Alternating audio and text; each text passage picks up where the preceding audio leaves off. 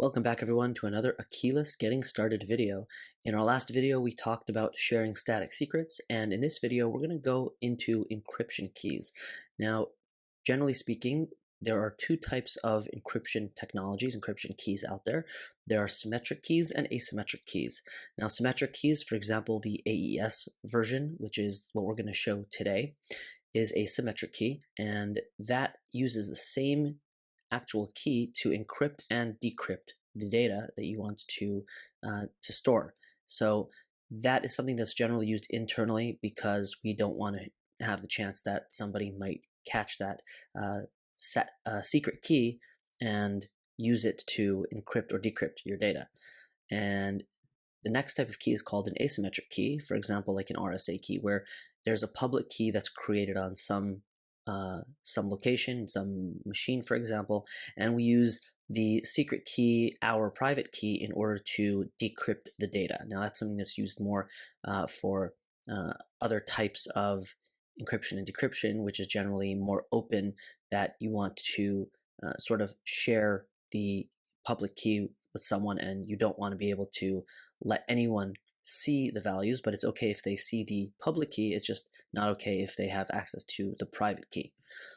Now, the way Akeyless DFC works is it actually helps you create, it's a patented technology that allows you to create encryption keys which initially are created in a fragmented way. So it's multiple fragments that are initially created on multiple cloud locations, and those fragments are used to encrypt and decrypt the data, but they are actually never combined at any point in time. So they're created already in pieces, and they are never combined even when you encrypt or decrypt your data. Okay, so let's go ahead back into our console here. And what we're going to do is go ahead and get started by creating an encryption key from the UI.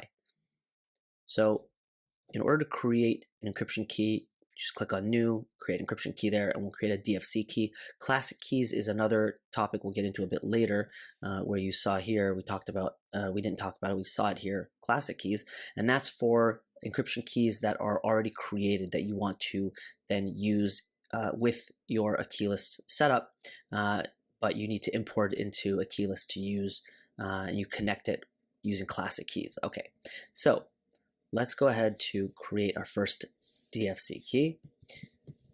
We'll call it my DFC key 1, and we're going to keep it in this main location. We've spoken about folders and how they work. We'll just keep it here because as an admin, I'd rather have this more secure and only kept in my environment and then shared as necessary. So I'm going to go ahead and enable AES 256, and we will talk about a customer fragment in a later video.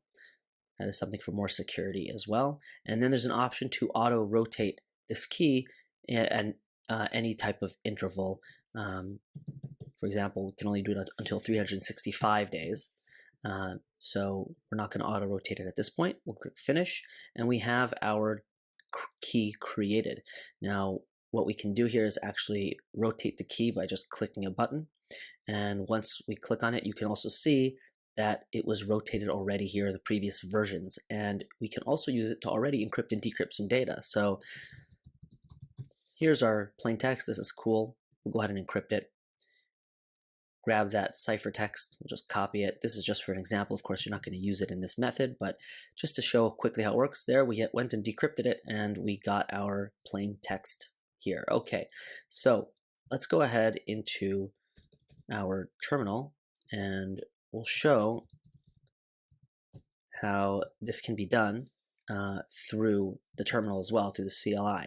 So if we go ahead in the docs, it's a good way to always get started.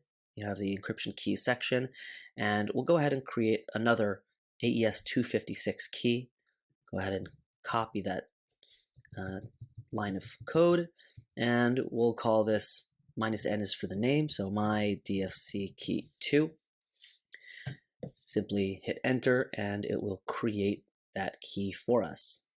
There we go. We have it now created, and just to confirm, we'll go ahead and refresh that here, and there's my DFC key 2. Now, let's say we want to rotate it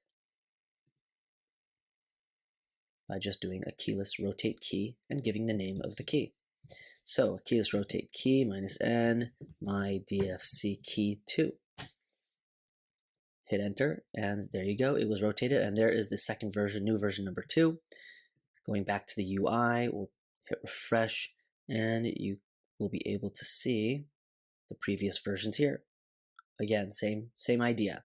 And what we're going to go ahead and do now is actually encrypt and decrypt some data using our CLI. So we go back to the docs here. We go ahead to the section on encrypting and decrypting, and we'll just go ahead and grab this command here, paste it in there. Again, the same name that we want to use in this case, my DFC key 2. And we'll encrypt some text. We'll say, this is cool. Okay, that will give us the cipher text. And the next thing we're going to do is grab the decrypt command. And what we're going to do is put the ciphertext into here. Okay, so we're going to grab that from here, paste it in, make sure we have the correct name as always, my DFC key 2, and we will be able to see the decrypted plain text.